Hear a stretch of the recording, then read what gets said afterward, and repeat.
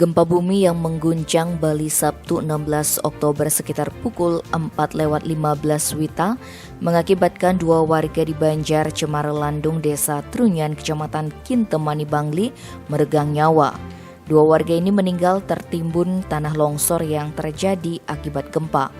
Kasih Kedaruratan dan Logistik Badan Penanggulangan Bencana Daerah Bangli, Ketut Agus Sutapo mengatakan 2 warga yang meninggal sempat dilarikan ke salah satu puskesmas di Kecamatan Susut, Bangli bersama 2 warga lainnya.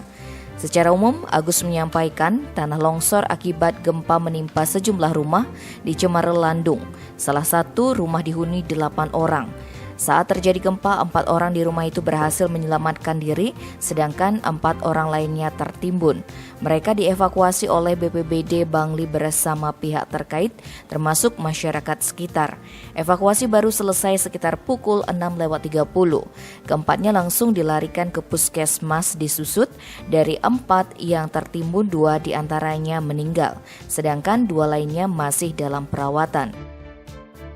Tim Bali Express melaporkan.